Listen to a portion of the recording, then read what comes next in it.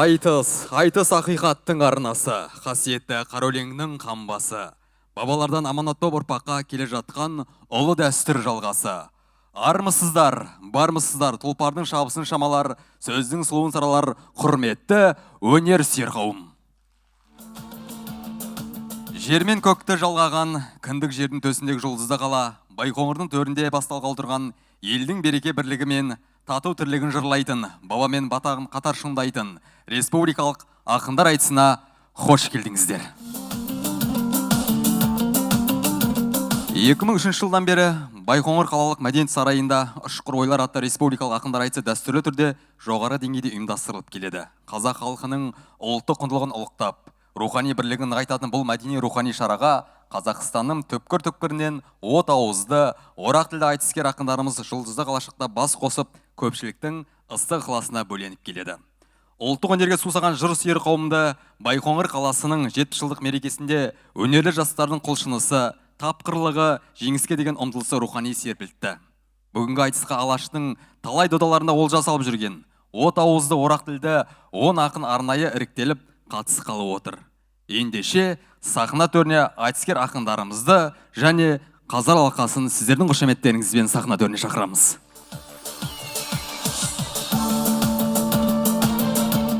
Жансая Мусина, Батыс Қазақстан облысы. Нұрлан Есенқұлов, Шымкент қаласы. Нұрлыбек Құрманов, Жамбыл облысы. Мұхтар Ниязов, Қызылорда облысы. Алтынкүл Қасымбекова, Жамбыл облысы. Тұрар Төлеев, Түркістан облысы. Мөлдір Айтбай, Қызылорда қаласы. Серіков Бекзат, Қызылорда қаласы. Жаунбаев Нұрбол, Ақтөбе облысы. Бексұлтан Орынбасаров, Арал ауданы. Және ұшқыр ойлар атты республикалық ақындар айтысына төрелетін қазылар алқасының құрамын шақырамыз. Шакизада Әбдікәрім, қазылар алқасының төрағасы, ақын, қоғам қайраткері, құрмет орден иегері, Қармақшы Қызылорда қаласының құрметті азаматы. Қазылар алқасының мүшесі Ахметжан Өзбеков, Жамбыл облыстық айтыс ақындары мен жыршы термешілер орталығының директоры, ақын. Қазылар алқасының мүшесі Өміржан Көпбосын Ғабдоллаұлы, ақын, айтыс ақындары мен жыршы термешілердің халықаралық одағының атқарушы директоры.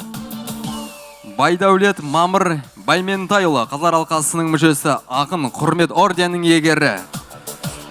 Қазылар алқасының мүшесі Бүрлібаев Амандық Қуандықұлы, жыршы, Қазақстан Республикасы мәдениет саласының үздігі төсбелгісінің иегері.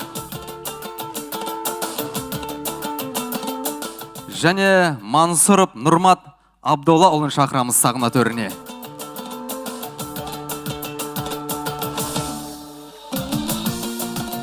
Бүгінгі ұшқыр ойлар республикалық ақындар айтысын ашу үшін сөз Қызылорда облысы әкімінің орынбасары, Қазақстан Республикасы президентінің Байқоңыр кешеніндегі арнаулы өкілі Нұртай Қайрат Ырзақұлұлына беріледі.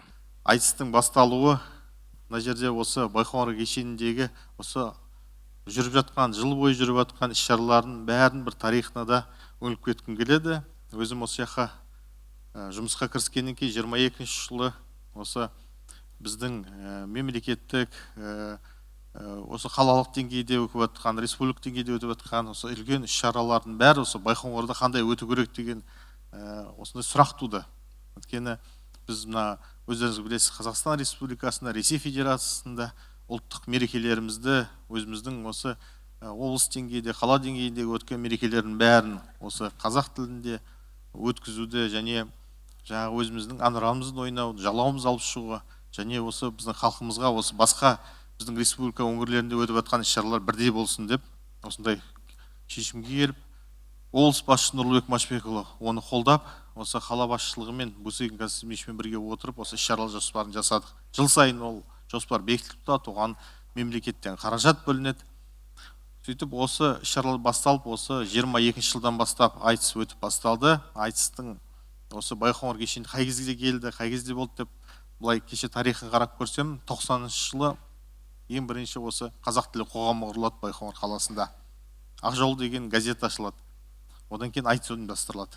Содан бастап айтыстың дәстүрлі осы Байқоңырда өтуі 2002 жылдан бастап тұрақты түрде 10 жылдан астам өтеді. Біз оны үзіліп қалған екен арасын ары қарай осыны жалғастыруға шешім қабылдап, осы соңғы жылдары айтыс өтіп жатқан өздеріңіз тамашалап жатсыздар. кезіндегі сол кездегі Лена Абдықалықова, біздің Қали Шыңғысов ағамыз бар, Утешев Серік ағамыз бар. Сондай сияқты кісілер 90-шы жылдары осы айтысты бастап, сол кездегі әкелеріміз, осы ел басқарып жүрген азаматтар бәрі бір ауыздан осындай іс-шараларды ұйымдастырып жүрді. Ол кезде енді түсінікті, олар спонсор тауып, өздерінің қаражаттарынан өткізіп жүрді. Кеше Сакизда Әбдікәрім ағамыз болса келіп сұхбаттасып жатыр, осындай өтіп жатыр, жүре боласыз деп. Соны айтып жатыр, есті алып, тарихты айтып жатыр, қалай болған. Енді ол үлкен нәрсе, өйткені осы біздің мәдениетіміздің, осы дәстүрлі ән жырымыздың ары қарай дамуы өзімізге байланысты, оны алып жүрміз керек.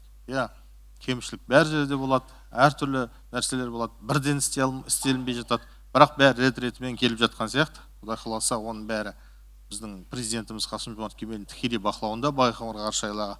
Оған дәлелі жылда өздеріңіз білесіздер, премьер-министріміз де, премьер-министр, бірінші орынбасары, министрлердің бәрі осы жыл көлемінде, осы соңғы жылдары келіп, үлкен біздің қазіргі осы енді 70 жыл тарихы бар Байқоңырымыз ғой, соған қазір бәйтерек жобасы іске асырылып келе жатыр. Жақын арада бірінші зымыран сол біздің бәйтерек жобасы аясында ұшады деп жоспарлап отыр. Оған дайындық жұмыстары жүріп жатыр. Қазіргі осы залда бізбен бірге осы аэроғарыш комитетінің министрліктің төрағасы Баубек Жеткергенұлы қатысып отыр. Ол да осы қазіргі енді жақын арада болғаннан кейін өзінің бәрін іс-сапарын бәрін осында апталап осы жерде жатып, осы жұмыстардың бәрін қадағалап отыр.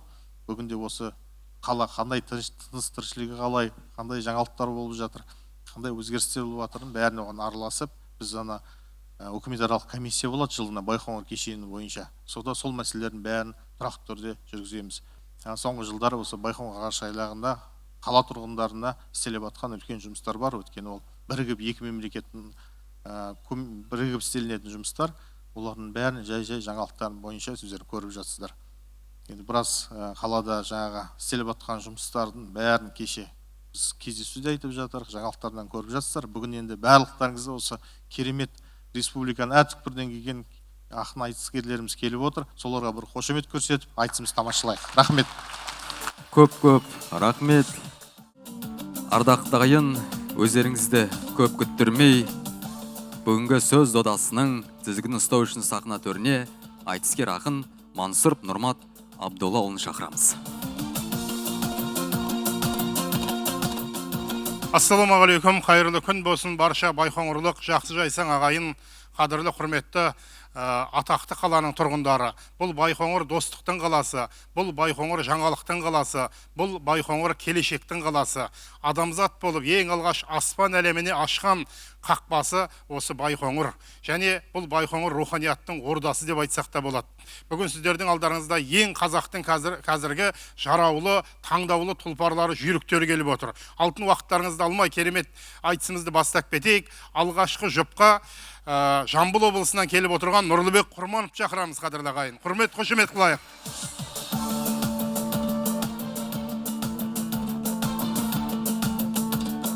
Нұрлыбекпен сөз сайысатын өзіміздің Қызылорданың табанының баласы, Қазалы ауданының баласы Бекзат Серіков шақырамыз, ағайын.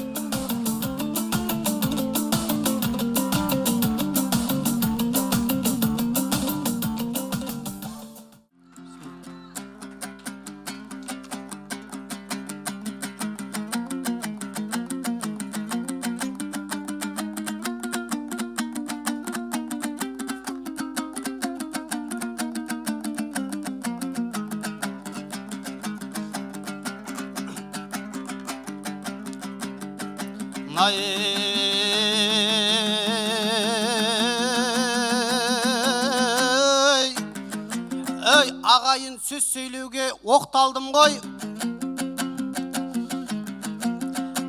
Маған соққан қолдауыңмен шаттандым ғой. Жаңа ғана бір жайтқа қанық болдық, енді соны айтуға сахнаны бетке алдым ғой. Бәрімізді марапаттап тастағанда айтыс бітіп жатыр ма деп қалдым ғой.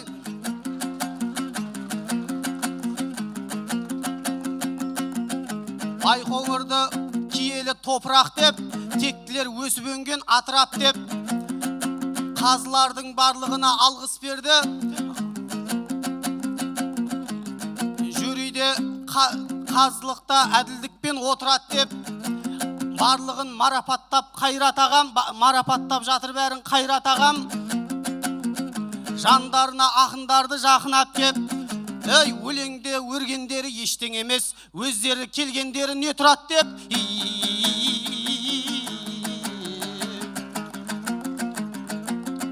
Ей, бисмилля болсын Құдай жар ұлыңа, бабадан қалған сөздің бәрі мұра. Ассалаумағалейкум, сәлем бердім айтыс үшін жиылған қауымыма. 70 жылдық тойларың құтты болсын, асқақтаған атыңа бәрі куә. Әлемдік маңызы бар бұл қаланың үлес қосқан ғылымның дамуына. Көрші ел Қазалыдан болғасын ба, ұқсайсыңдар өзімнің ауылыма. Әр зымыран ұшқан сайын біз куәміз табиғаттың құм көшкен дауылына, дауылдан соң шаңды басқан жауынына. Тарихыңнан келдірсем бір деректі, өткеннің көз жүгіртіп сарынына. Жеріңде тартылыс күш аз болғаны себеп бопты ғарыш айлақ салуына, тағдырың жат қолында қалуына. Армысың Байқоңырдың байтақ жұрты қан жүгірткен айтыстың тамырына. Ей, жерінің тартылысы аз болғанмен ел тартып тұратын бауырына.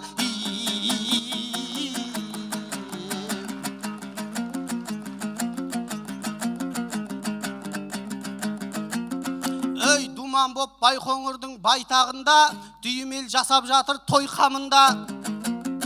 Атынан ат үркейтін ақындар кеп,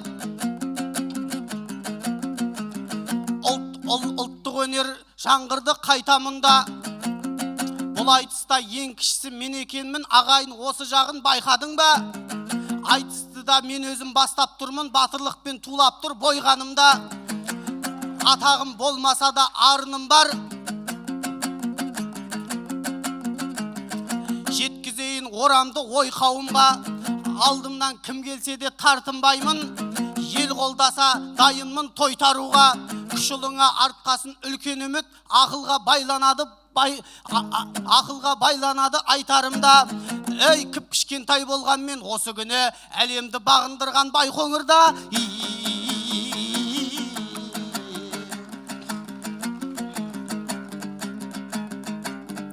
Ей, тынбай жүріп таразда тірлік еткен, шығып қалдым айтулы Нұрлыбекпен. Бұл ағамыз кетенің баласы еді, жүз жырауы даламды жырғып өткен. Алағайын ұлыңа қолыңды соқ, үнің саған ұсынсын жырдыр етпен.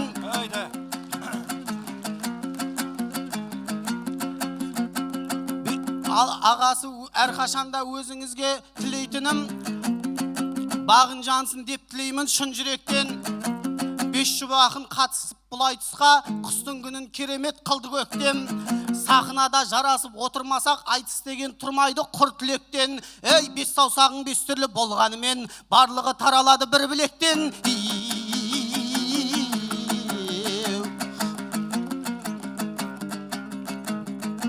Ей, жырлайтын аламанда қызып өңеш, жамандық сезілмейтін жүзінен еш. Ағалы інілі боп шығып балдық, бірі ұзын ал бірі ұзын емес. Футболға қызығатын ағамедың тепкен добы көбіне түзу емес. Өткенде Қызылордаға кеп кетіпсің, доп қуып жарысам деп жүзіп емес. Енді міне айтысқа келіп тұрсың, алағасы ақындық ізіңе көш. Ала допты қуалап жүре берсең, онда сенен күтпейді қызық елеш. Мұнау тұрған Байқоңырлық ағайынға үлгілі сөз сөйлегейсің, үзік емес. Ей, қол соғатын өлеңді айтпасаңыз, гол соғатын ойының қызық емес.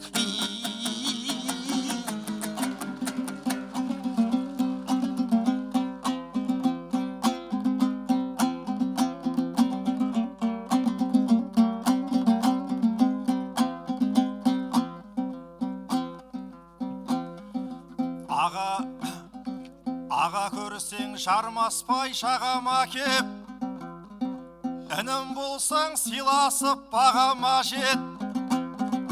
Кетенің баласына мен секілді отырмын, көрермен қол соғама деп. Бүгінгі ақындардың бәрі атақты, ағайын дәрежесін саралап өт. 3 алтын домбыраның иегері жиналды халық Мұхтар ағама деп. Жансая мөлдір алтын апаларым, отырмын сахнаны жарама деп. Нұрлан менен тұрарың арғымақ қой, апта сайын бәйге алып жараған ет.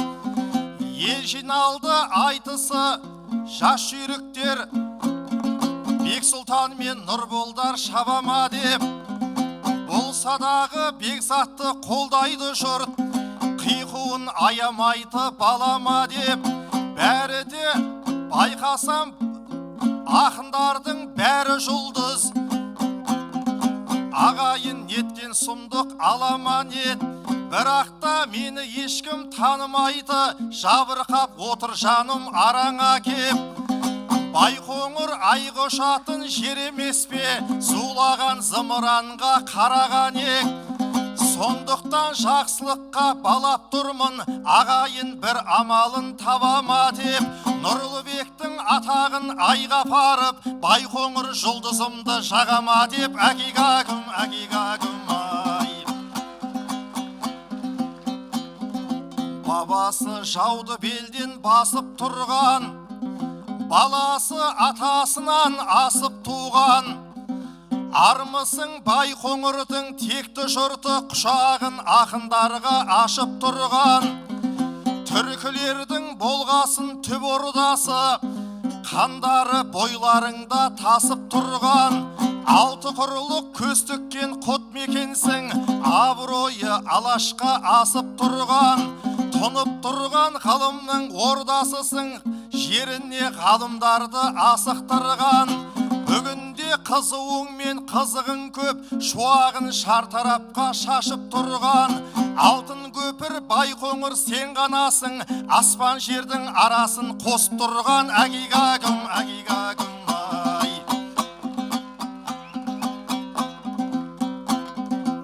Ағаң еп атой салған күлікпенен, ұлтыма сын сағатта тұрып берем. Арасында доп тепсек айып бекен, сегіз қырлы болмай ма жігіт деген.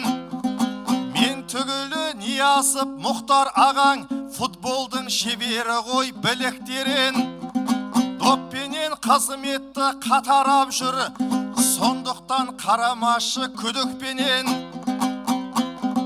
Айманып Шәкен атаң білесің бе, футболды қай фильмде үгіттеген. Тақиялы періште фильмі ғой, ол қалай назарыңа ілікпеген. Қайраттың ойынына кадр жасап, арнайы эпизодқа іріктеген. Атаңның да киносын қарасаңшы, кәрісті көре бермей түрікпенен. Олаз десең әуесіп Мұхтар атам, футболдың да қыр-сырын біліп терең. Қазақта алғаш болып аяқ топтан, Ярыш деген команда құрып терен.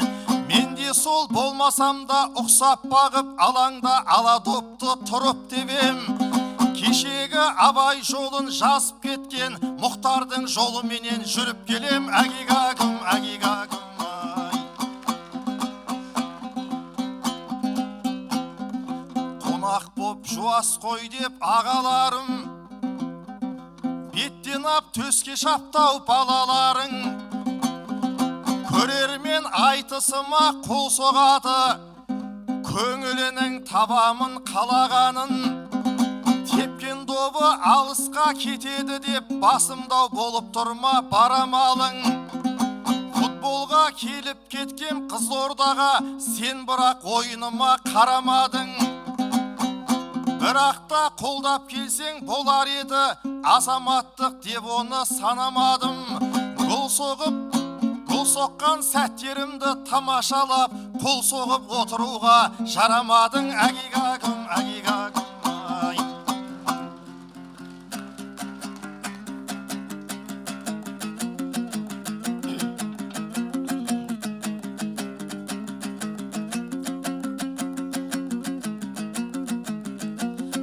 Аға саған айтпаспын бөтеніз ғой, сыйластықтың туын биік етеміз ғой.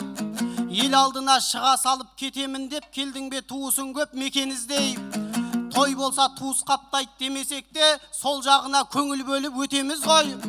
Ұру демес рухты көтерейік, сонда ғана биікке жетеміз ғой. Ей, ағасы кетемін деп бөлінбеші, бәріміз де түбінде кетеміз ғой.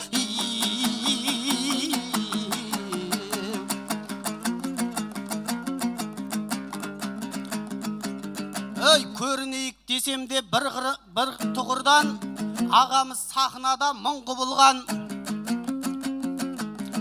Доп қуалап жүрсің деп айтып едім, жеті қыр деп көріндің бір қырыңнан. Әуезіптің жолымен жүремін деп, біраз ісің тынымсыз тындырылған. Олардың жолыменен жүре алмассың, халқым деп құдайына құлды құрған. Ағамыз қызық екен тұлғалардың, ойы емес ойынын үлгі қылған. Ей, орамды сөз айталсаң ойғасың бек, тіліміз шындық жайлы сайрасын тек. Жаңа стадион ашылды Қызылордада, халқымыз көріп жатыр пайдасын тек.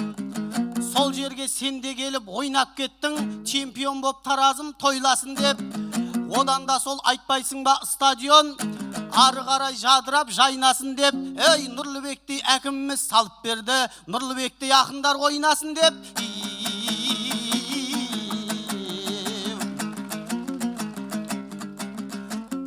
Ей, Байқоңыр байып жатқан бүгін жүрмен, тойға үлес қоссам деген ұлыңмын мен.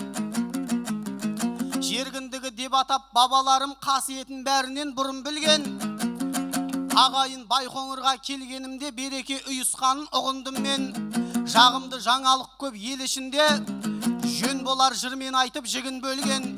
Жол салуда төретам ақайыма, жеңілдейді көлікпен жүру бірден. Қалаға мешіт салып жатыр екен, иманның түсірместен құнын мүлдем. Жаңа спорт кешені бой көтерді, ұлдарың сан спорттың сырын білген. Байқоңырдың халқына ризамыз, құлағын жақсылыққа түріп жүрген. Ей, сауапты іске жұмсап бар жиғанын, салауатты өмірін сүріп жүрген. Ей, ғарышқа да қат беріп қаталысқан, атағыңды айға да апарысқан. Тарихы тым тереңде бұл қаланың, әлемге естілетін аталыстан. Көз жүгіртсек бүгінің өткеніңе, көзге анық көрінер сапан ұсқан. Міне бүгін 70-ке толып жатсың, бұл уақыт зымыра бәр сәт ауысқан. Ей, басыңнан бақтаймасын Байқоңырым, гиптелің мен кептерін қатар ұшқан.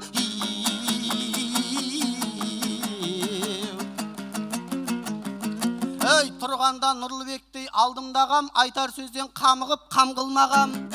Айтары бар ақын деп сырдың елі, Жамбылдан бекер сені алдырмаған. Бірақ та тек топ қуалап жүргендерін мақтан етіп сахнада сән құрдағам. Сахнада жарасып отырмасақ, ізіне түсесің ау жолдың жаман. Байқоңырдың төрінде жасқан бассақ, жырласақ жұрт сүйсінер сан мыңдаған. Ей, қасқайып Кремльдің қақ төрінде намазын оқып кеткен Жамбыл бабаң.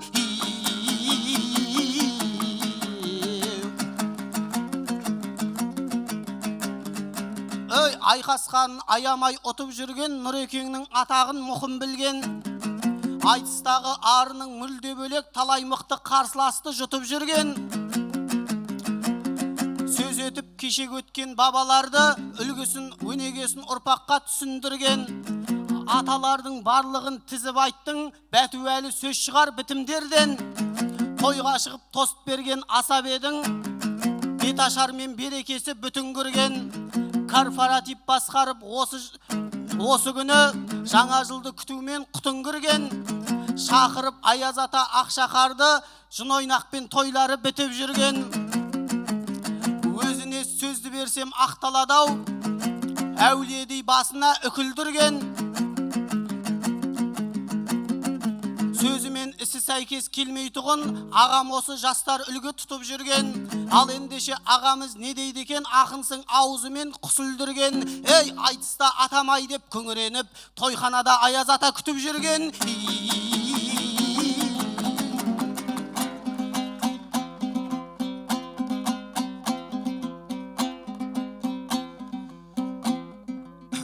көзіңді қарасаң да жұмып маған, қасиетке жатыр ғой тұнып далаң. Кетемін деп бөлініп не қылайын, ақынем ізгілікті ұлықтаған.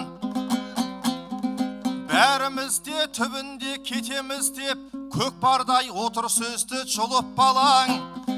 Әулиатадан арнайы айтысқа кеп, ата жұрт қасиетіңді ұғып барам. Ұру емес рухыңды көтергін деп, ағаңды отырмысың жығып қалам. Рухың биік болып тұру үшін, ұруыңды дұрыс қой ұмытпаған. Ұшсең де ұруыңмен ішесің деп, ұлылықпен айтып өткен, ұлылықпен айтқан ғой біліп бабам. Ойымда сағыныштан қаным тулап, қармақшыға келгенде рухтанам. Әгигагым, әгигагым ай. Ақынға қара сөзден өлең жақсы, балыққа таяз судан терең жақсы. Той басқарып жүргенім өтірік емес, қазақтың қуанғанын көрем жақсы. Ақын деп құрмет тұтып шақырған соң, абыроймен атқарып берем жақсы. Жын ойнақ корпоратив басқармаймын, билесе жұлқынғандай керең бақсы. Бізге тек бұйырғаны бет ашар ғой, адал тапқан тиынмен тебен жақсы. Бұл болса Аяз ата күтесің деп, өтірік айтады екен менен жақсы. Дед Мороздың барына бұл өмірде, балалар сенеді ғой семен жасты. 25-ке келгенше бойдақ жүрсің, Бекзат-ау сенің мазаң неден қашты? Ақша қарын қасына ертіп жүрген, ақсақал Аяз ата сенен жақсы. Әгигагым, әгигагым ай. Ақын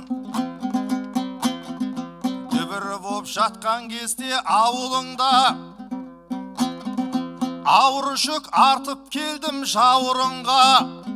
Сен ғана сайындала Байқоңырым, тарихың тұнып тұрған тағылымға. Батырлар ақындардың мекенетін, табанының табы бар әлі мұнда. Кешегі Жанғожадай батырлардың қаны бар бүлкілдеген тамырында. Кешегі Айғожамен құл болдыдай, киелі ишандардың бәрі мұнда. Кете жүсіп тұрмаған бет маржан жыры, қар өлең боп сақтаулы танымында.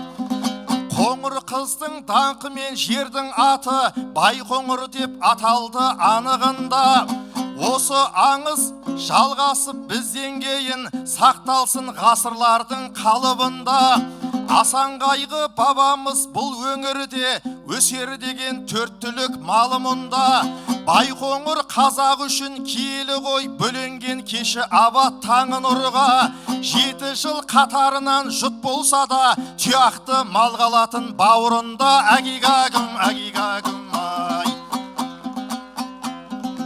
Атқан оғы тиетін айға барып, Байқоңыр жергіндігі айдан анық.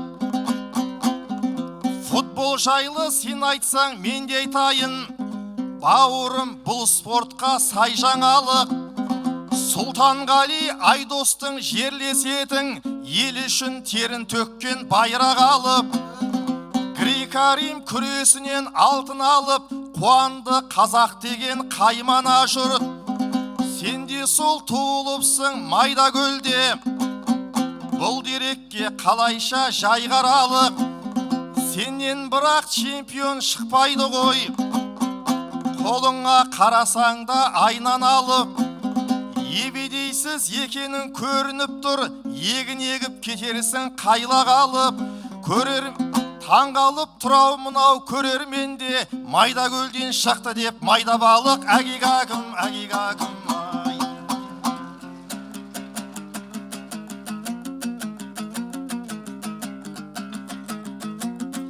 Ей, ол рас майда көлде өскен едім, береке бірлікпен күн кешкен елім.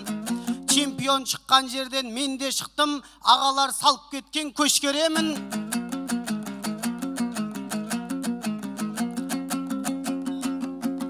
жанымда жұбым болып отырғасын, сыйластық танытқанды қош көремін. Бірақ маған ебедейсіз епсізсің деп ағасы айтқаныңды ескеремін. Сонда мені менсінбей отырсың ба, еліңе тимейді деп еш көмегің. Айтыста ел намысын қорғап жүрмін, еліме арналады естелеңім. Майда көлден шықты деп майда балық, мәнісіне бармадың ештеңенің. Ей, майда балық болса да қанағат қыл, мүлде балық шықпаса не істер едің?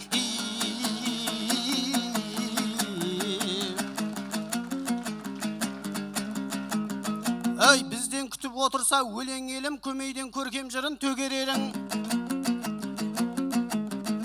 Әлем түгіл ғарышты бағындырған, бұл даланы жергіндігі деген елім. 70 жылдық тойларың құтты болсын, мұндай сәтте қалайша бөгелемін. Уын жұтып отырса да уайыммен, туған жерді жұмаққа теңеп едің. Экологияңды біраз ластағанмен біледі мұндағайын не керегін. Барлығы да жақсарып келе жатыр, сабыр мен қиындықты жеңер елім. Ал бүгінгі айтыстың жөні бөлек, ағайын ақындарды демеп едің. Руханият жанданғасын байқап тұрмыз, көкке жетпей тұрғанын төбелерің. Ұйымдасып айтыс қылдың, мың рахмет. Ел дойлаған төрдегі төрелерім. Мұрындық болған осы іс-шараға Қайрат Ұрзақұлыптай өренерің.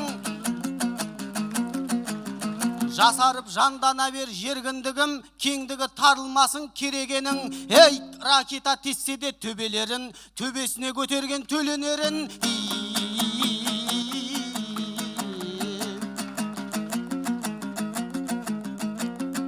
Ей, төредей сөйлесек те төріңнен шын, уақытқа бағынып шегіндерсің. Айтысты осыменен тәмәмдайық, ақындар осы жаққа көңіл бөлсін. Байқоңырлық ағайын аман болсын, бәріңізге Аллам ұзақ өмір берсін. Сен де аман бол Нұрлыбектей ақын аға, қасиетті тараздай өңірденсің. Әрқашан өзіңізге тілейтінім, жаратқан бар бақыттың молын берсін. Қол алысып тұрайық орнымыздан, ештеңе жетпес адал көңілден шын. Ей, 70-ке толып жатқан Байқоңырға 2000 жыл тараздың жолын берсін.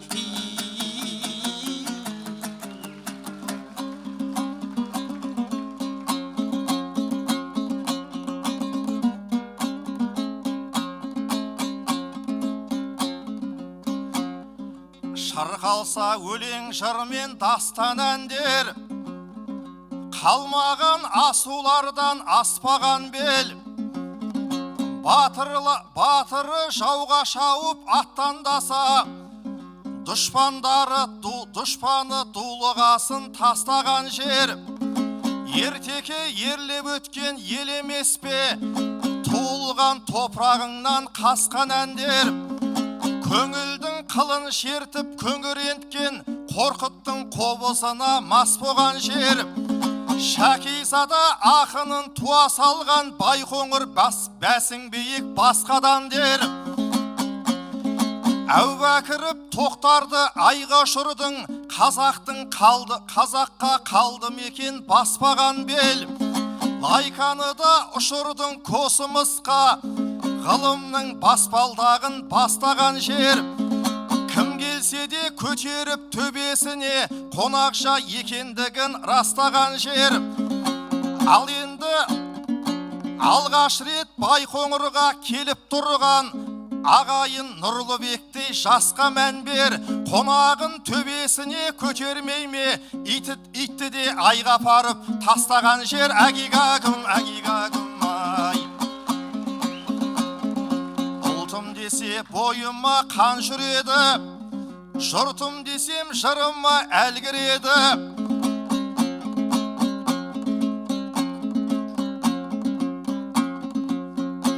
Сақталған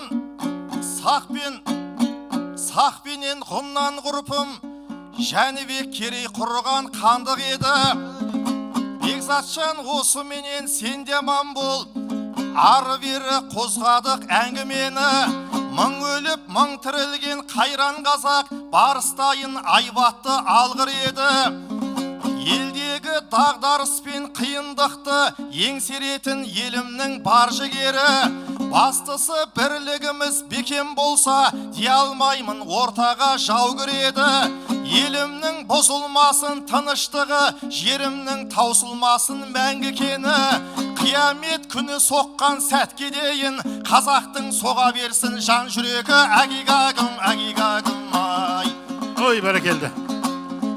Қара бұлтқа оранбасын көк аспан, күнің күліп көкшиектен жол ашқан. Жолдас қылған ынтымақ пен бірлікті, ел болайық бірлігіміз жарасқан. Зымыраны тұлпар болған Байқоңыр, қос қанаты сұңқар болған Байқоңыр. Армандары айға жетіп бүгінде, өз еліне сұлтан болған Байқоңыр. Қуат алып атқан нұрдан Байқоңыр, бағымызды батпан қылған Байқоңыр. Әлемдегі жеркіндігі атанып, қазағымды мақтандырған Байқоңыр.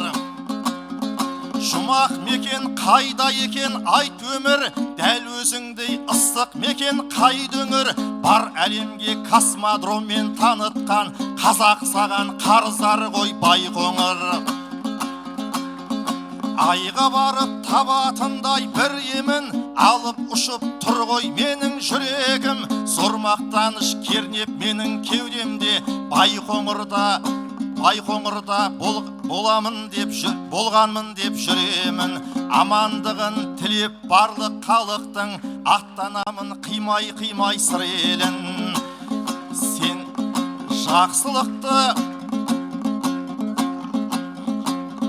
жерге малдас құрған Байқоңыр, екі елді жолдас қылған Байқоңыр. Қанындағы тектілікті жоғалтпай, салт дәстүрін жалғастырған Байқоңыр. Сенде туған сүйкімді қыз сүйікті ұл, жайсаңдарды жатыр далаң жиып күл. Мұнша бақыт Байқоңырым өзіңнің құшағыңа қалай ғана сыйып тұр.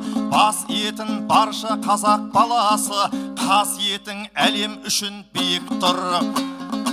Осы менен біз тұрайық бекзатым, ғазиз басты ел мен жұртқа иіп бір. Ал бәрекелді.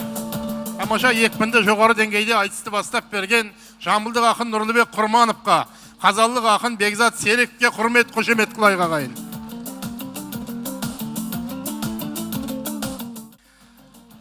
Қазылар алқасы енді қазір айтысқа ақындарға баға берген кезде алдына жазып отырайық деп шешім қабылдады.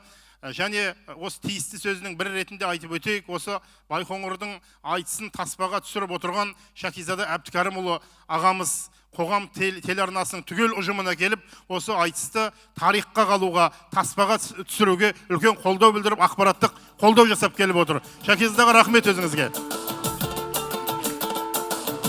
Айтыстың екінші жұбын хабарлайық қадірлі ағайын. Төрт қақпалы Түркістаннан келіп отырған үлкен дауылпаз біздің ақынымыз Тұрар Тілеулиев шақырамыз, Түркістан облысы. Тұрармен айтысатын алтын домбыраның иегері, Батыс Қазақстаннан келіп отырған батыр қызымыз Жансая Мусинаны шақырайық ағайын.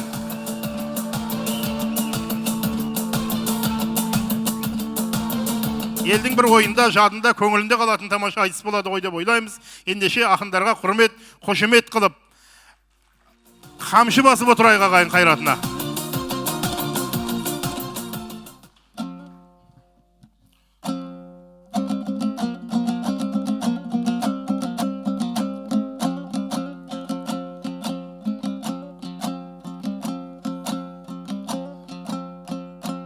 Құдайым ұл мен қызын зейіндеткен, даласын ел жұртындай мейірлеткен.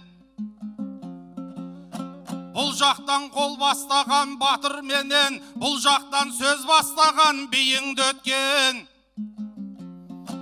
Ассалаумағалайкум, амандастым, Байқоңырды жайлаған дүйім көппен. Атаусыз қалдыруды арсанапсың, Байқоңырдың бұл тойын биыл жеткен. Бүгінгі дүбірлеген тойларыңа Түркістаннан тұрардай ұлың жеткен. Түркістандық дегенге төменсініп, бөтенсініп, түсіп қалып жүрмесін құным көптен. Әйтпесе жастық шағым жаңа қорған, аяулы атанамның үйінде өткен. Айтысып талай келдім сыр еліне, Нұрматпен, Мұхтарменен, Мейірбекпен.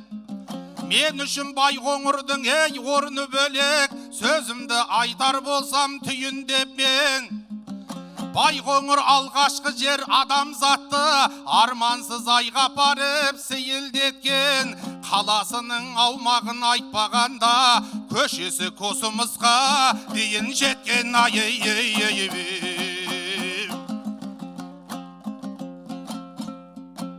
Байқоңыр қызы мықты, ұлы мықты, ал жұрты жұдырықтай жұмылыпты. Бүгінгі дүбірлеген тойларыңа ақындардың жыр көші бұрылыпты. Өзіңнен туған қанша тұлғалар бар, ұлт үшін еңбек еткен ірі мықты. Кешегі жанғожалар атқа мініп, жау көрсе қыннан қылыш суырыпты. Ұлы отан соғысында тәйімбеттер майданға жеңістеген туылыпты. Шәхизада секілді ағалардың жұртына арнап жүрген жыры құтты. Ал енді жергіндігі Байқоңырым 1955-те құрылыпты. Мына бір сәйкестікті қараңыздар, ағайын сөзімізден сырғыпты. Мен өмірге әкелген анашымда сол 55 жылында туылыпты. Байқоңыр 70 жасың құтты болсын, қадіріңді дәлмендей кім ұғыпты. Шіркін-ай, менің данам тірі болса, 70-ін тойлар едім міні құтты. Анамның тойындай боп сезілгесін, мен бүгін көрсетейін ірілікті. Балалық махаббатпен саған келдім, бір үмітке жалғап бір үмітті. Ендеше бұл тұрарды қолдаш елім, сезінейін сендегі ұлылықты.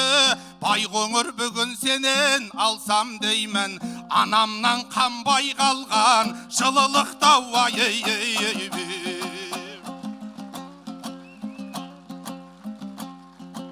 Жыр етіп осындағы рух делді, ақындар белді бекем буып келді.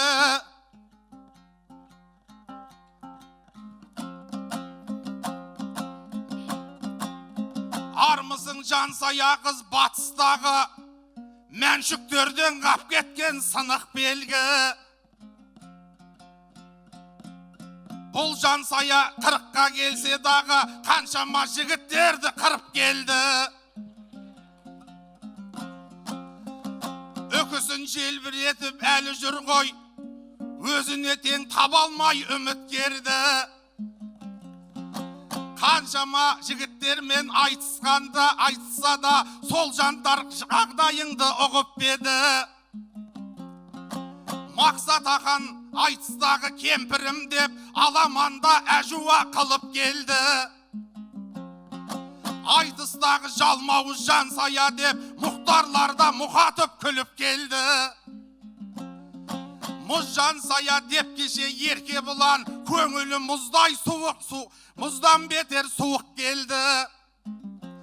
Қыпшабел жансая деп Нұрматтарда қалжыңының қақпанын құрып келді.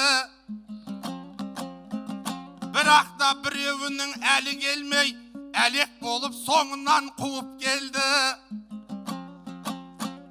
Ей жансая, Түркістанның дәу тұрары, байқайсың ба қадіріңді біліп келді.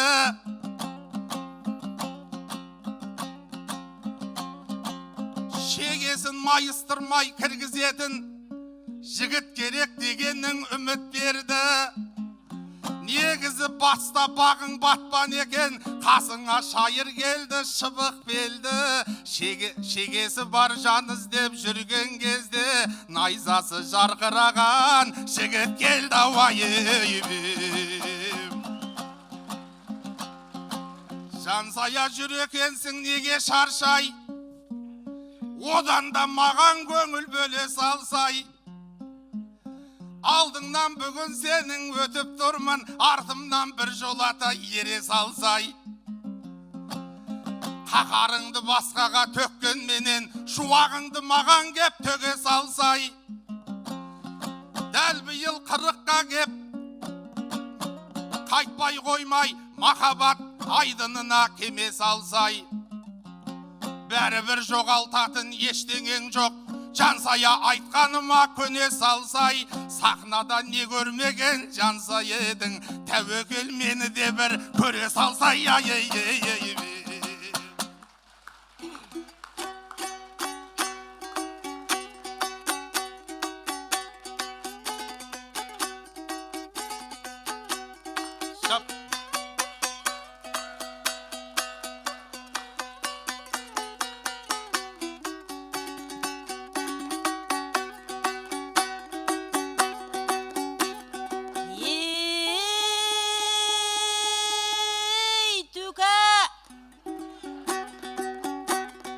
Айтыста жамандарға ерген жоқпын, ешқашан намысымды берген жоқпын.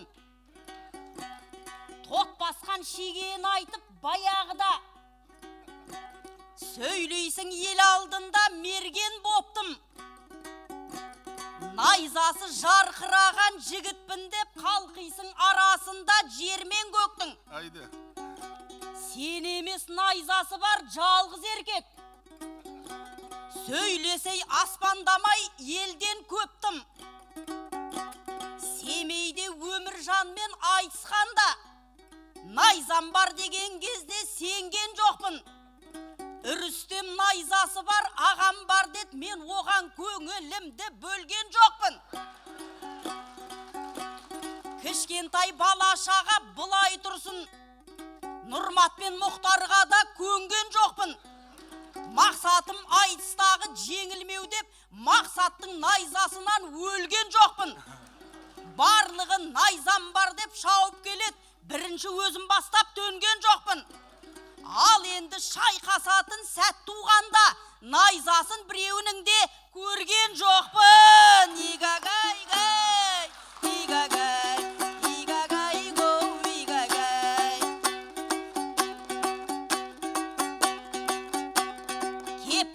Түркістандай қаласынан,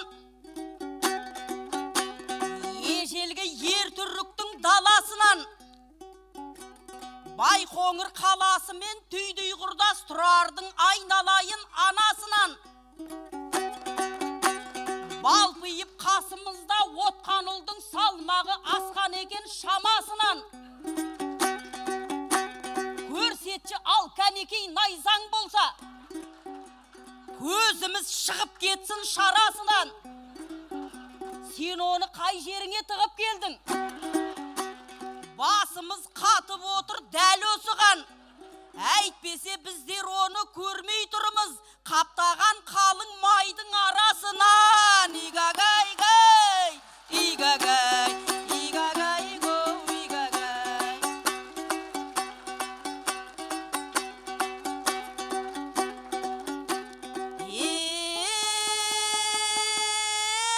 Жандарым, домбырам қолымдағы болдағаштан, жүргем жоқ намысыңды қорғамастан. Тайырдың ауылы еді туған жерім, желдіртіп жазатын кіл жорға дастан. Исатай Махамбеттер атой салған, батырға кендемес қой орда бастан. Мәншөкке мекен болған киел аймақ, ел үшін немістермен бомбаласқан. Айналып төкпегүйдің отанына, мейманғып аямайтын төрдалаштан.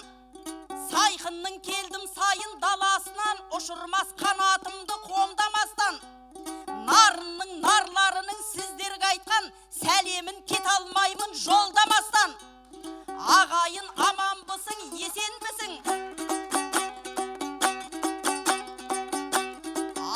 адамдар алға келсе қиқу салмай тып-тыныш отырмайтын қолдамастан бас иіп келіп тұрмын Байқоңырға, қара жер кіндігінде орналасқан. Игагай гоу, игагай, игагай гоу, игагай.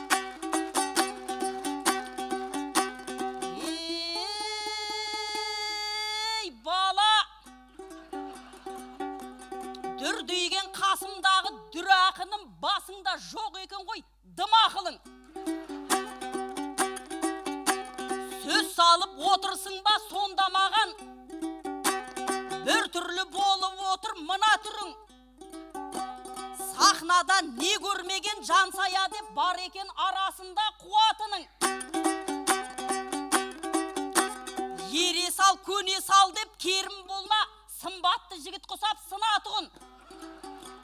Алдағы 100 жылдықтың жоспарында мен сені мүмкін емес ұнатуым. Үйіңде келіншегің бар емес пе? Жыл сайын бір балаңды туатығын. Барыңа қанағат қып үйренсеңші, жөн болмас әйеліңді жылатуың. Бәрі бір қабатыптай бола алмайсың, қырсығып өз дегенін қылатығын. Үйінен 2 адам шығып кетсе, екінші әйелді іздеп тұратығын. Игагай гоу, игагай.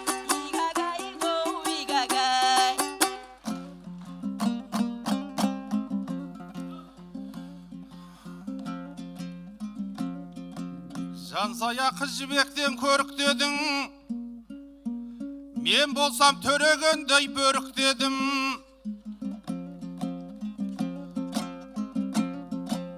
Сезімдерің ұйықтай бастаған ба, еркелетіп көріп ем елітпедің. Найзаңды қайда тығып ұстадың деп желікпейтін жерге кеп желікпегін. Қалың майға, қарын майға сақтаған қазы құсап, қалың майға сақтаймын мен найзамды, қаруыма сақтығым берік менің. Жан жағын жонып ұштап, сақтап жүрем, жансая солай маған сеніп бедің. Қалың майдан найзаңыз көрінбейді деп, нервімді көтересің неғіп менің. Шынымен күмәнданып отқан болсаң, қасыма көрмеймісің қонып менің. Түнімен найзамен түрткілесем, оянады ұйықтаған нервтерің. Шашағы бар найзасын бадырайтып, қызға шапқан батырды көріп бедің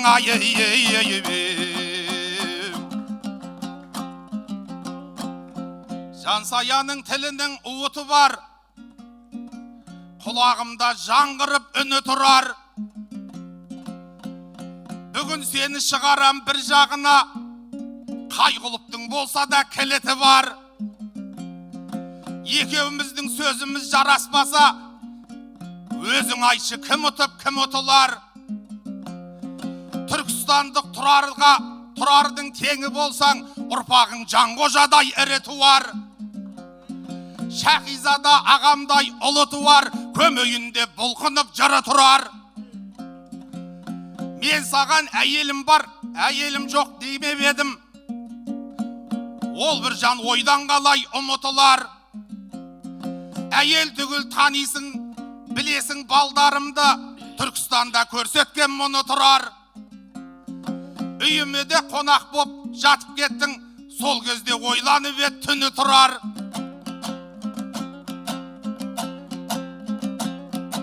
Тұрсынбек қабатыпты нағыласың, қасыңда тұрған кезде тірі тұрар. Жерлес ағаң желіде жыр болды ғой, жерлес ағаң желіде жыр болды ғой, мөлдірден төнген қаншап қара бұлыты бар. Өзіңше бұлтықаңды менсінбейсің, жансая қыз секілді жігіті бар. Қырықтағы қызды алғаш көріп тұрмын, әйелі жоқ адамнан үміті бар.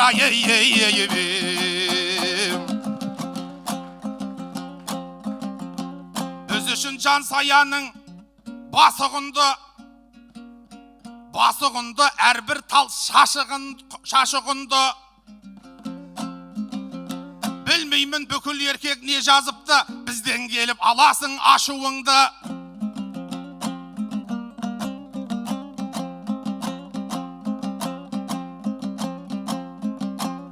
Тұрар саған соңғы бүгін шанс боп тұр, алшыдан түсіруге асығыңды. Бұл Тұрарға көнбесең жинай бергін, әй Жансая, айтыстан соң киім мен шашығыңды. Байқоңырдан аспанға ұшырамыз, өзгертіп нәпсіменен нәсіліңді. Ақыры айға қолды созып жүрсең, айдан тауып аларсың асылыңды. Қара жерден таппадық теңіңізді, ғарыштан іздемесең ғашығыңды.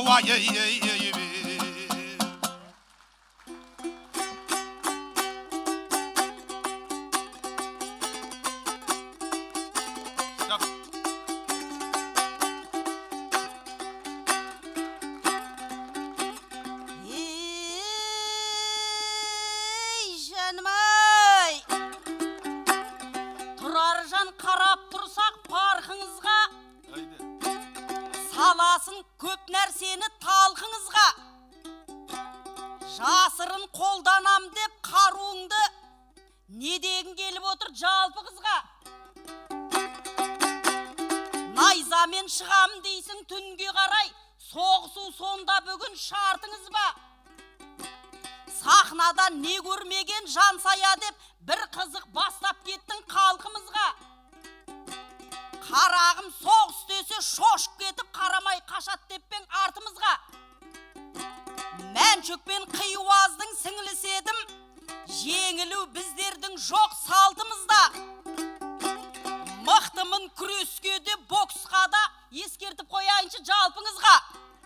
Сондықтан ударымды көрген кезде удаймас болған жандай балқымызға ұйықтап кетіп жүрме оянбастан найзаңды ұстап жатқан қалпыңызда. Игагайгау, игагай, игагайгау, игагай.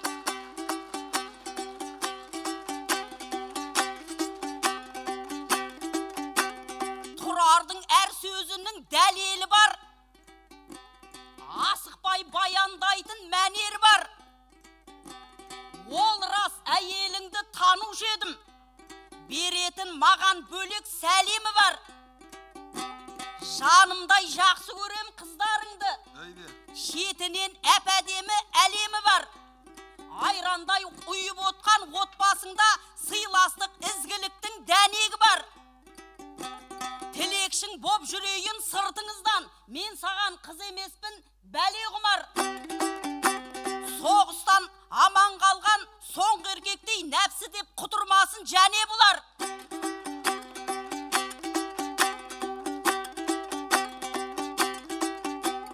Нәпсі деп құтырмасын және бұлар. Қырыққа келгенімді қырық айттым, Тұрардың салып отқан әлегі бар. Үстінде қара жердің теңі жоқ деп өзінше өзін мәре сәре қылар.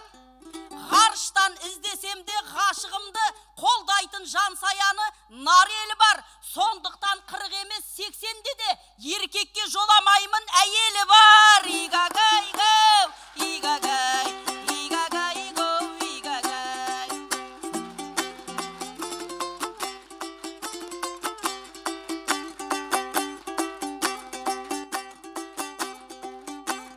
Білушек сырдың құмайт қамыс белін, білушек қылған әйбәт әдістерін. Байқоңыр сырдың асыл бөлшегіндей айтылсын сол жайында дәрістерім. Қоролып алғашы рет 55-те бастады әр салада нән істерін. Талайлар ұшамын деп осы жерден ғарыштай армандады алыс белін. Востокпен жердің бетін екі айналған анық қой Гагаринді арыстерім. Тәуелсіз қазағымның мақтанышы, тоқтардай бар ғаламат ғарышкерім. Талға мақсатпен айдындайын батырларың жасады бұл салада табыскерім. Байқоңыр өзіңді біз танимыз ба? Жібермей оқу керек шан істелім. Әлемнің көз өйткені осында тұр, кетпейді алыстарға дауыс тегін. Танытқан осы қала деп білемін, қазақтың абыройлы намыс телін. Игагай гоу, игагай, игагай гоу, игагай.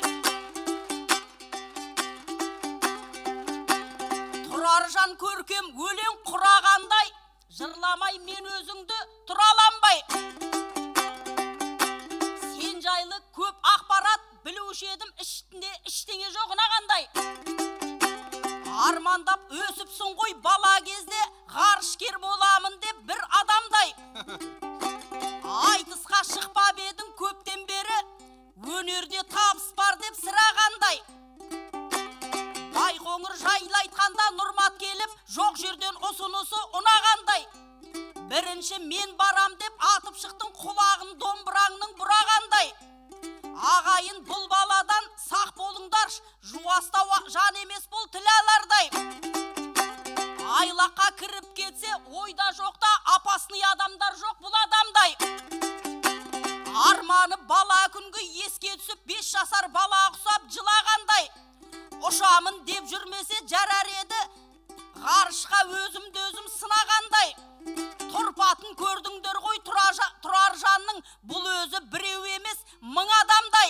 Ракета көтер алмай боп қалмайық, тышқанның үстіне піл құлағандай. Игагай гоу, игагай, игагай гоу, игагай.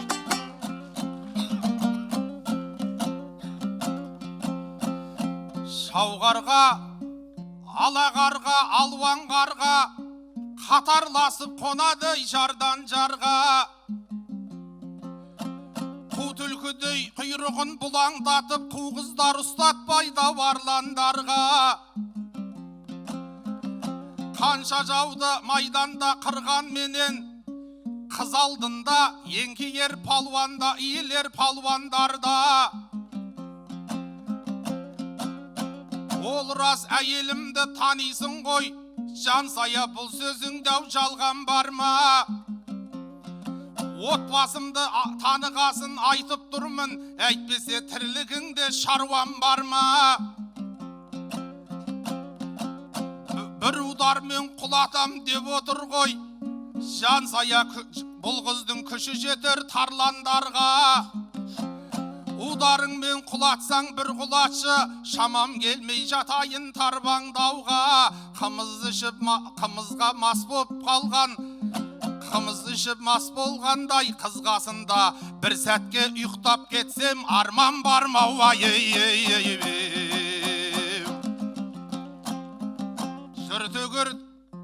Жыр десем бүгін домбырадан, айтады десем өсет мол мұрадан.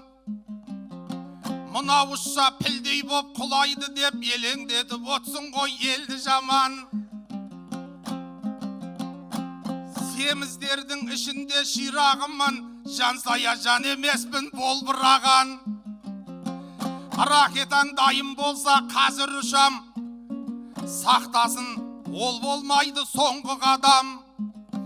Гүл алып алдымыздан шығам десең, құстай қылып мен оны қондыр алам. Айға ұшып кетуге мен дайынмын, айтыстан ұшырмасаң болды маған.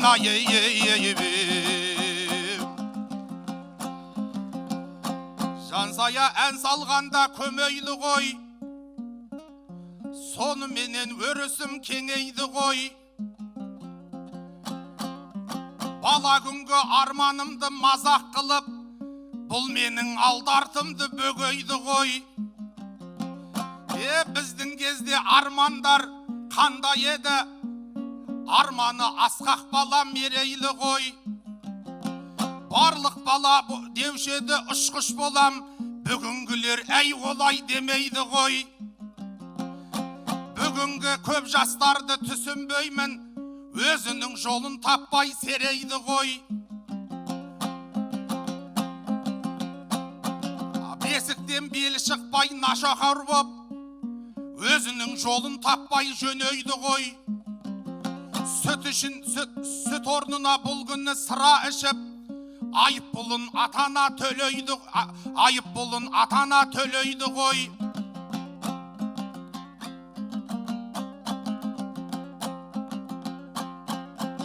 Бір кездегі бабам айтқан бір сөз бар еді, есті адамдар сол сөзді елейді ғой. Ұшқыш болам дегендер аз ғой қазір, ішкіш болам дегендер көбейді ғой. Ақындар жырын бүгін төкпелетті, әрине айтар сөзге шектемепті. Байқоңыр жайлы айтатын жырымда көп, демеңдер бұл өмір өңірді зерттемепті.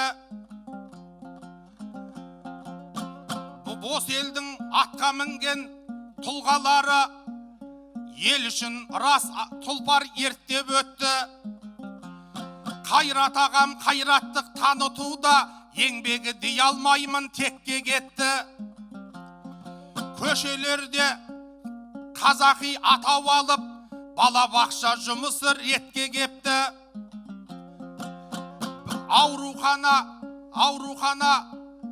Ауруханаға 1 миллиард бөлген кезде барлық шаруа ағайын епке кепті. Газ тартылып, жол жөнделіп, жарық жанып, айтыңдаршы қайсыңды өкпелетті. Байқоңырым сәт сайын түлей берші, бұл жақтан бекіре жал бектер өтті. Сен дамысаң бар қазақ қуанады, абыройың шекарасып шетке кетті. 70 жылы бұлай тұрсын жер бетінде, Байқоңырдың 70 жыл бұлай тұрсын жер бетін, жер түгілі, абыройың 7 қабат көкке жетті ау.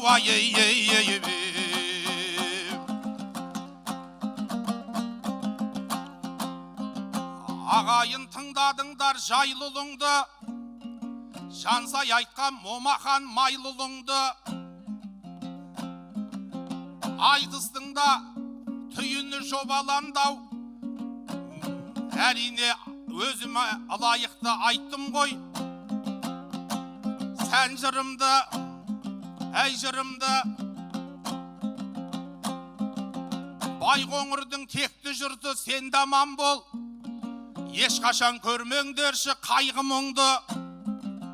Өз балдарың секілді сақтаңдаршы, Байқоңыр деген мынау байлығыңды. Бар әлем өз сендерге кеп басы еді, көрсетіп тұрған елсің айбыныңды. Батыстың батыр қызы сен даман бол, шәкірт қып соңын өрткен тайғұлынды. Мықтылардың мықтысы бұл Жансая, арулардың ішінде әй бүгінгі. Қыз болғасын қырындап айтамыз ғой, өзіне сай болғасын, әрине болғаннан соң сай бұрымды. Өзіңе жәке бүгін тілек айтам, той қылып өткізе бер жай күніңді. Бұйырса Байқоңырдан бара салып, қалаған тауып алшы ай күніңді. Жылан жылы бітті ғой жылқы жылы, таба бер кісінеген айғырыңда ай.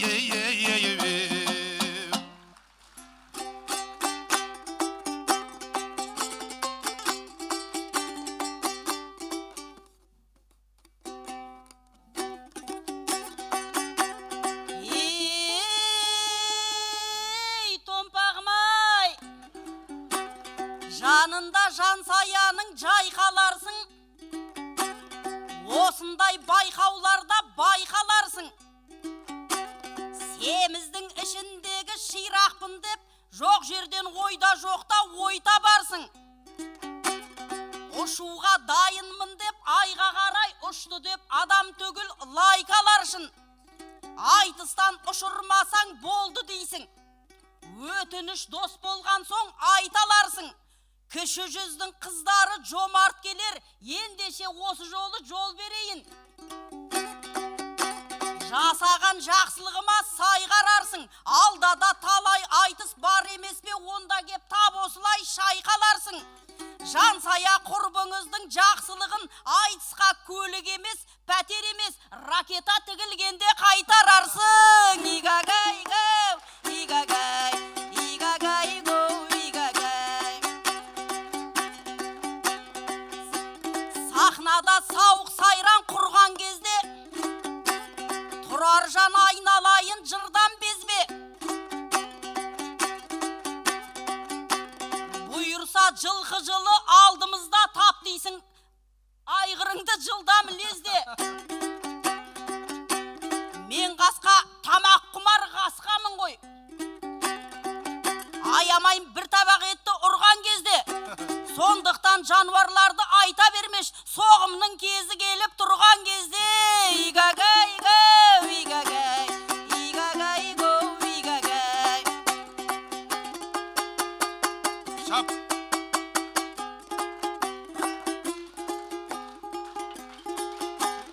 Ақындардың қосылып қатарына келіп қалдық Байқоңыр шаһарына. 70 жылдық тойларың құтты болсын, ризамын мен бұл келген сапарыма. Байқоңырым, құшақ жайған бәріне бай көңілің. Бұл қалаға қоймастан келер едім, басталса егер қайтадан қайт өмірім. Байқоңырым, аламан бол аяулы тұрар досым, жіңішке емес кәдімгі жуан досым. Сыйлаушы едім өзіңді жақсы көріп, мені көрсең әрқашан қуан досым. Тұрар досым, ол өнерге мойынын бұрар досым. Түркістанда одақта бастық болып, алға қарай сүйреген жырар басын. Тұрар досым, ағайындар көктемдей көктеңіздер, тілек айтып кетейік көпке біздер. КПП-да жолдарың ашық болсын, тесік көпір жақпенен өтпеңіздер. Ағайын бар, ағайындар, көңіліңнің пернесін табайын дәл. Жолы қанша барлығың аман отыр, ақындарға ашылар сарайың бар. Ағайындар.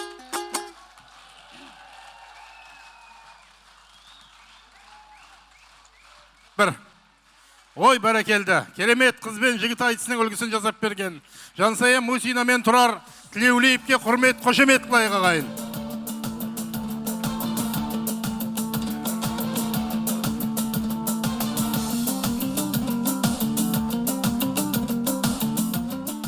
Айғыр көрсем, сойып жегенше асығам деп тұрған кешегі Хиуаз, Мәншөк, Әлиялардың бүгінгі заңды жалғасы, Батыс Қазақстан Орал қаласынан кеп отырған Жансая Мусинаға құрмет, қошемет қылайық ағайын.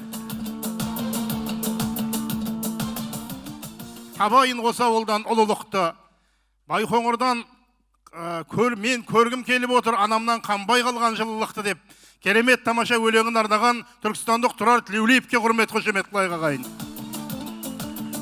Дәл осындай жоғары деңгейдегі қыз бен жігіт айтысын әрі қарай жалғастырамыз. Шымкенттен келіп тұрған қыз жігіт айтысының хас шебері, Шымкент қаласындағы салт дәстүр орталығының бас маманы Нұрлан Есенқұлов шақырамыз ағайын. Нұрлан Есенқұлов. Нұрлан Есенқұловпен бүгін сөз сайысқа түсетін өзіміздің Қызылорда қаласының, Қызылорда облысының айтулы қызы ақын Мөлдір Айтбайға құрмет, қошемет қылайық ағайын. Ал кәнекей.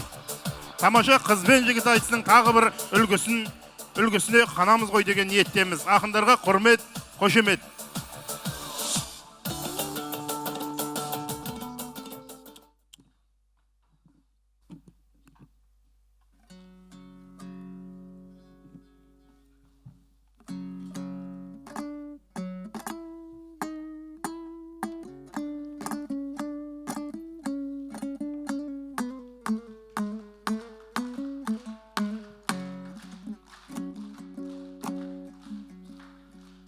Қазағымнан айналдым қолдап тұрған, ақыласыңнан айналдым жолдап тұрған. Екі елдің достығы мен татулығын ақындар келді алдыңа толғап тұрған. Ассалаумағалейкум асыл жұртым, кең байтақ жерімізді қорғап тұрған. Тарихта ұлылары із қалдырып, аспанға зымыраны самғап тұрған. Жүздеріңді көргенде қуаныштан жүрегім жарылуға сәл қап тұрған.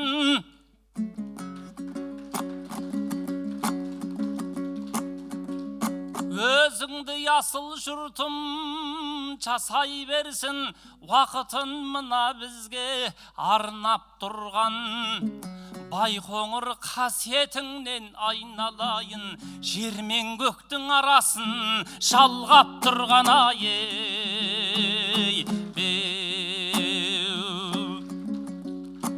Бағасын бере алатын беспен ғана, Байқоңыр өркен жайып өскен қала. 22 жыл бұрын мына менің сапырып томағамды шешкен қала. Алғаш рет ауылдан ұзап шыққан арыстың жағасында өскен бала.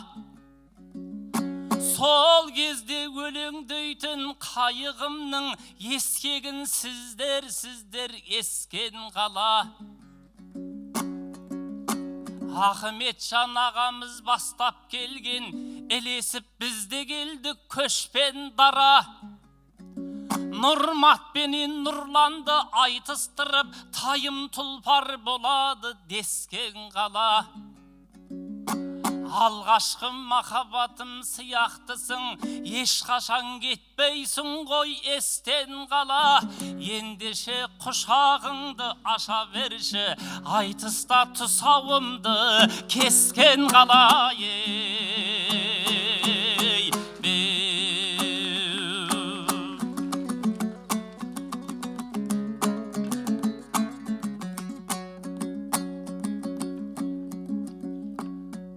Нансыз тәтті болмайды майдың өзі, қантсыз тәтті болмайды шайдың өзі. Қыз бен жігіт сырласып отырмаса, қызықты болмайды ғой тойдың өзі. Нұрланды жұптапсыздар мөлдірменен, серінің көңілімен тойды көзі. Мөлдірдің сұлулығын көрген кезде, дүниесін судай шашар байдың көзі.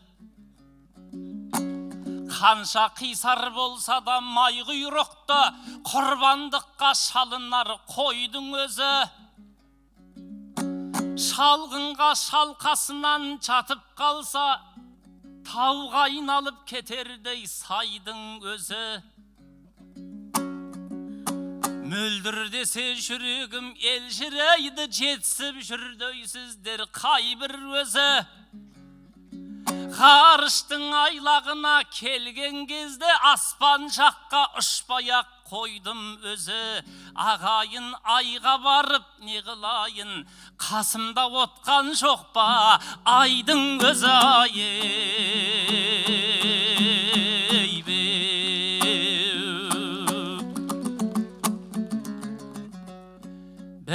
Бірімізге шатырмыз ғой, бірімізге жақынбыз ғой. Әлі аман шүктерден аумай қалған ағайын мөлдір дейтін батыр қыз ғой. Мен бойдақ жүрген кезде бір кездер өзіне ғашық қылған ақын қыз ғой. Мен сені аламын деп алмай қалдым, армандай біле тұғын пақырмыз ғой. Өзіңді көргеніме мәз боп тұрмын, Құдайдың жазғанына мақұлмыз ғой. Сен мені көргеніңе ризасың ба, сақынада жүздесіп жатырмыз ғой. Түпкір тамда жолыға алмасақ та, төре тамда жолығып отырмыз ғой.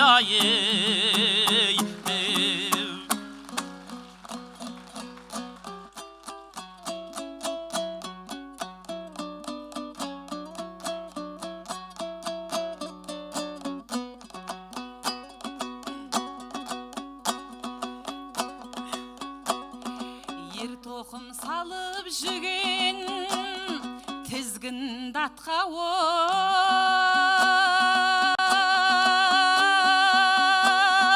біз келдік бұл доданы қыздырмаққа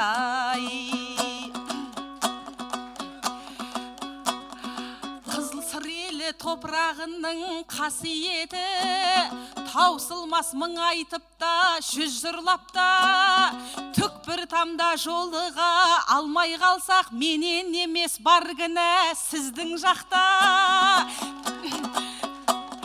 төре тамда жолықсақ төрі сынып қыздарын құрметтейді біздің жақтай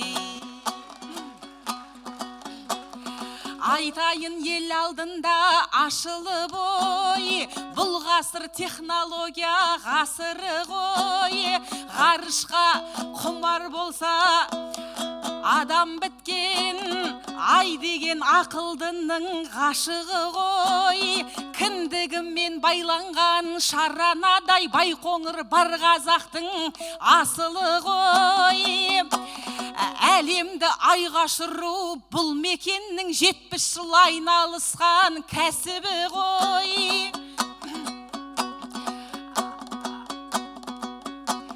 жерін Ресей басқарып жатқанымен айтыс жасау елінің шешімі ғой армағайын басиып сәлем бердім халықта құдайдың бір есімі ғой Нұреке аманбысың қош келіпсіз қош көрдік киелі де күмбезді сіз туған жер Түркістан екі дүние бесігі ғой бай қуатты Байқоңыр біз туған жер сол екі дүниенің қасиетті есігі ғой айтыстың шағы шақырған соң мамандарын ел жүріп ел жұртыма ән арнадым мені көріп риза боп отсың ба деп ел жұртқа бір жаңалық хабарладың 15 жыл айтып келет осы өлеңін сезіміңе бір шешім таба алмадың айтыс сайын жүректі ауыртасың бастамадың немесе доғармадың гүліңді алып ақыры бір келмедің не бір жола ұмытып жоғалмадың не маған сезімді хат жаза алмадың звондасам телефон ала алмадың бір рет хабарласқанда балаң алып әйелің біліп қояр деп алаңдадым сонда да төретамның төріне кеп мені көрген сенің де жоқ арманың Байқоңыр айлағынан айға ұшырып жұлдыз қылар жалынды адамдарын адамзат осы арадан бастамап бет айға алғаш жасаған қадамдарын әлемді дүр сілкінткен Гагариндей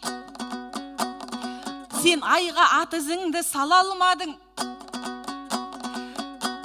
тұңғыш қазақ Тоқтар мен Талғаттардай зымыранмен зымырап жол алмадың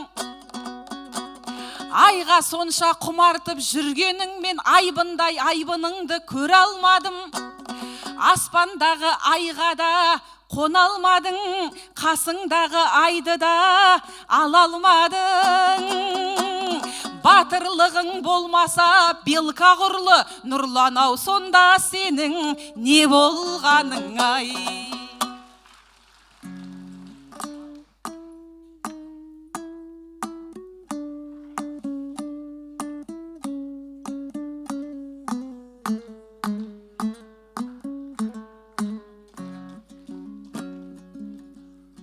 Қарағым белкан айтып қағынбай тұр мұндайда сөйлеу керек жаңылмай тіл нұрланға Тоқтар Талғат болу қайда космос мына бізге бағынбай тұр Айдындай айға бара алмадың деп мөлдір жан ашқан аузың жабылмай тұр. Айға емес тойға барған пендемін ғой, тауымыз талабымыз шағылмай тұр. Мен жаңа мөлдірімді ай дедім ғой, бойынан сұлулығы арылмай тұр. Менің де өзгенің де қолы жетпей, қуаныштан жүрегі жарылмай тұр. Талғат Тоқтар Айдынның інілері, қайда екен қамалыңыз алынбай тұр. Айдай мөлдір әзірге бір жігіттің қазығы қойнауыңа қағылмай тұр. Үш бірдей қаһарманның із басары 300-дің арасынан табылмай тұр.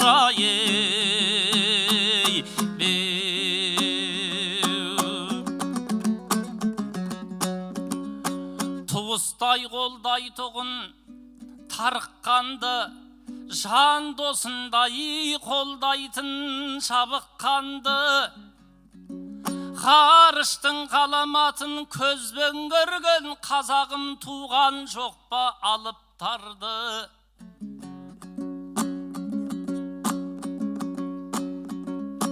Ғарышты бағындырған қазақпын деп мен бүгін айталамын толыққанды.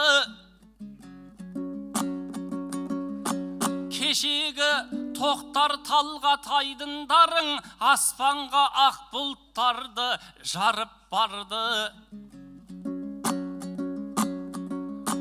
Қоғамды дүр сілкінткен қаһармандар жүрегіңде тұрады анық мәңгі. Соларға еліктеген біздің буын ғарышкер боламыз деп шабыттанды. Ал бүгінгі жастарға қарап тұрсам, телефонмен атырған жарықтаңды. Инстаграм, тиктоктық көруден де шіркін ай бір білмейді жалыққанды. Астроном, агрономдар керек бізге ғылымға жасау үшін жорықтарды. Айфоннан көз алмайтын жастарымыз айға қарай алмайтын болып қалды.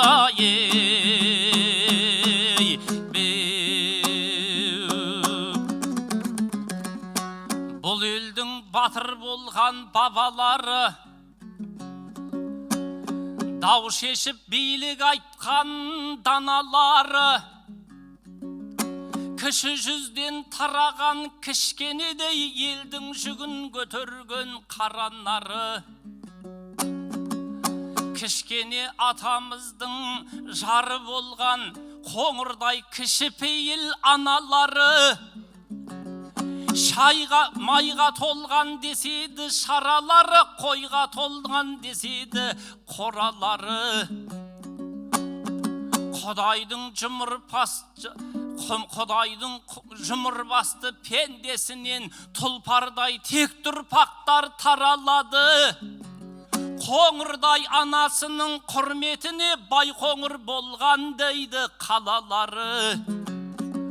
Сондықтан да келеді сабақтасып өткен мен ұрпақтардың аралары. Кішілікті ұмытпаған кішкене бабамыздың балалары.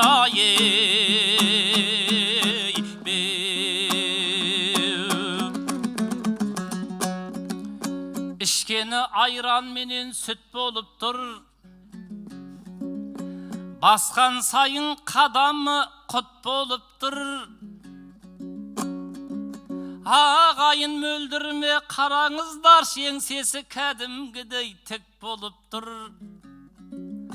Алтын гүлдің қасында Тико Матис, Жансаяның қасында джип болып тұр. Тістері Сырдарияның күрішіндей бүгінгі айтысыма вид беріп тұр.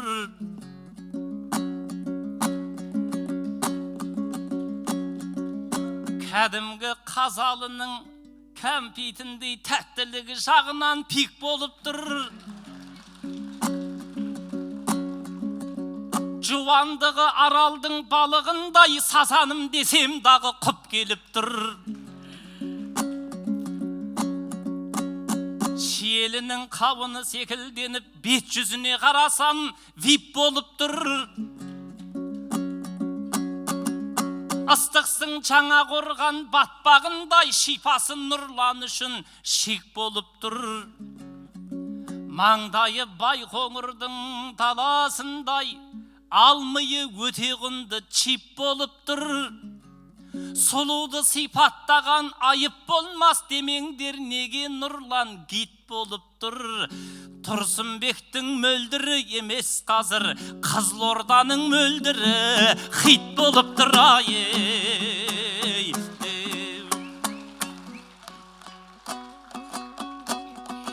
Еліме әуелетіп ән төгемін, әннен табар қазақы жан керегін.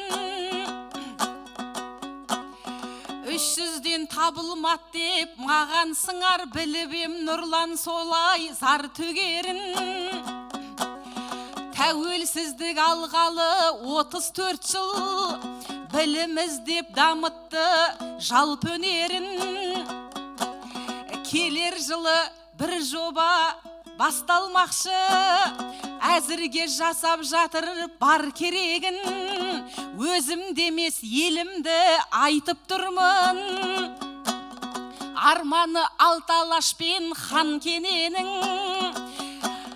Бәйтерек деген жоба жүзеге асса,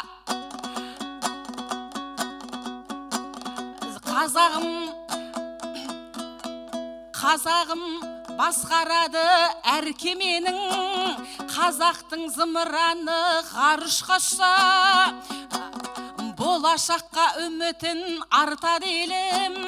Бәйтерекке салады жұмыртқасын, самұрықтай арманы ортақ елім. Бұл деген үлкен бақыт, үлкен мейрам, мерекең құтты болсын мәртебелім.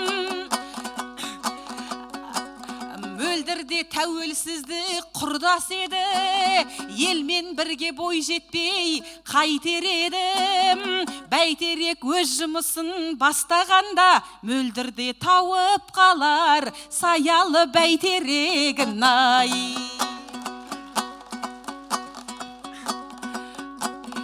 Екі жақ орнатқанда келісті шақ, екі елге де болады жеңісті сәт. Ракетаның ұшқанын көремін деп Байқоңырға ашты әлем тегіс құшақ. Киіз үйдей ғимарат салыныпты, бұл әрине қазаққа жемісті сәт. Соның бәрін отырмыз біздер жырлап, Байқоңырдағы қазақ пен орыс құсап. Күйеу жоқ деп несіне күйзелемін, уайымда ауыртады вирус құсап. Жанымды толықтырар жар кездесер, плюсыма сай келер минус құсап. Теңдеуімді шешетін жан табылар, косинусты шешетін синус құсап. Сол кезде біздер дайға аттанармыз, жалғыздыққа қойылған финиш құсап. Тойыма шақырамын келесің ғой, жабысып қалам оған ирис құсап. Сол кезде қолды соғып отырарсың, зымыранға тамсанған шетелдік турист құсабай. Бұл айтыс айқасатын аренадай, ал Нұрлан мөлдір қыздан дәмел ағай. Сырдың қызын суреттеп сыңғыр үні, жүректі ел жүретет және қалай. Дауысы сондай күшті, әншілердің аппаратқа қосатын фанерадай. Қызға ауыр сөз айтпай сыйлайтыны, серілерден қап кеткен манерадай. Бәр жерімді суреттеп шығыпсың ғой, өйтіп сен ала берме зәрен олай. Қырғидай көзі өткір көп жеген ау, балықтан бойға барар амеганай. Тағы нені түсіріп отырсың сен, Ақаймен Төретамға қойылған камерадай ай.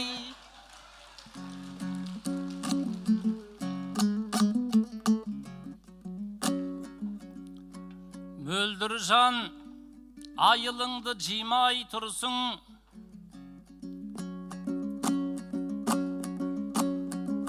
әлі де әзіліңді тыймай тұрсың. Нұрланға камера деп ат қойдың ба, сен бірін қошқарым деп сыйлайтынсың.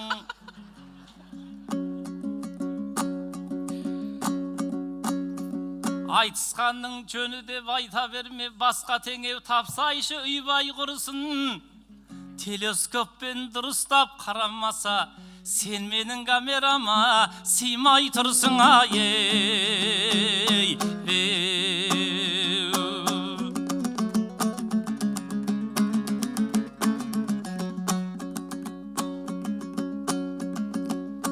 Алла деп аламанға кірдім бүгін, ағайын ықыласыңды білдім бүгін. Шар тараптан жиылған шайырларың чайқалтып жатқан жоқ па жырдың гүлін. Байқоңыр қонақ жайсың байқап қалдым, ерекше құрметіңді қылдың бүгін. 70 жылын тойлаған Байқоңырдың тойлайтын күндер болсын 1000 жылдығын ай.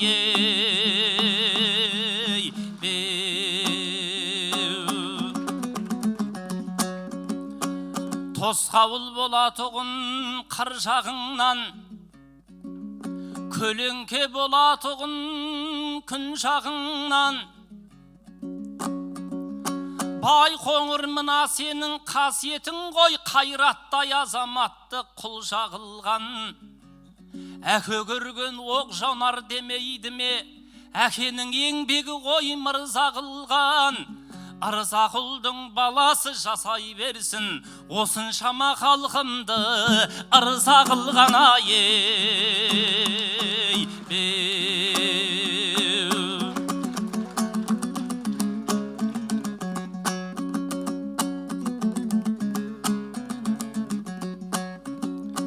Қармақшы Байқоңыр мен нән ғазалым, ешқашан тарқатпаған ел базарын. Ұрпағымына сіздер емессіз бе, кешегі жалаң төспен Жанғожаның. Жұма күні айтайын тілегімді, батырлығың кетпесін ер қазағым. Байқоңырда айтатын тілегім сол, байқуатты болсыншы әр қазағым ай. Ой, бәрекелді. Дейсің бе, күлкімізден сыңғыр күтпе, дейсің бе, көңілімнен күмбір күтпе. Айналайын мөлдірді әппақ сұлу жырымыз арқа болсын шын бірлікке. 2026-да тұрмыс қашық басылып денеңдегі 1001 нүкте. Жеркіндігі Байқоңырда тілегім сол, кіндігің тиіп жатсын бір кіндікке ай.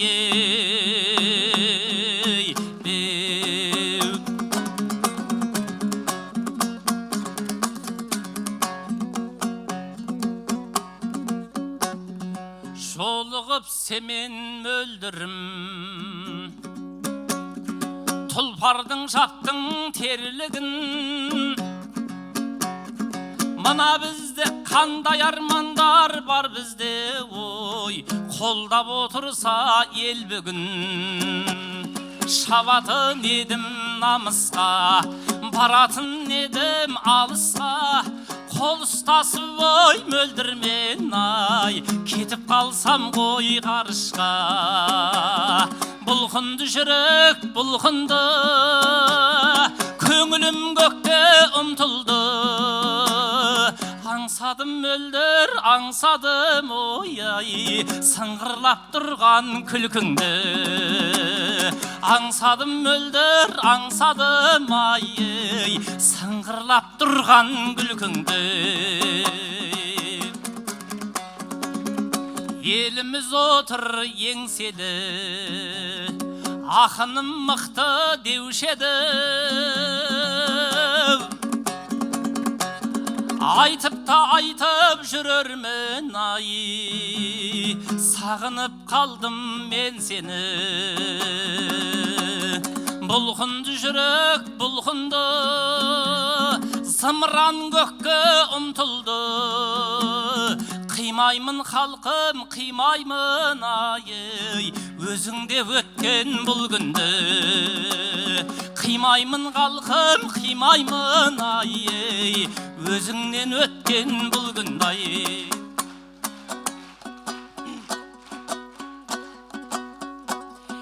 Бойыма жақсылықты жисам болды, еліме өлеңмен нәр құйсам болды. Камерама сыймайсың деп жатсың ғой, сен солай айылыңды жисаң болды. Құр қалмай құдайымның назарынан, халықтың жүрегіне сыйсам болды.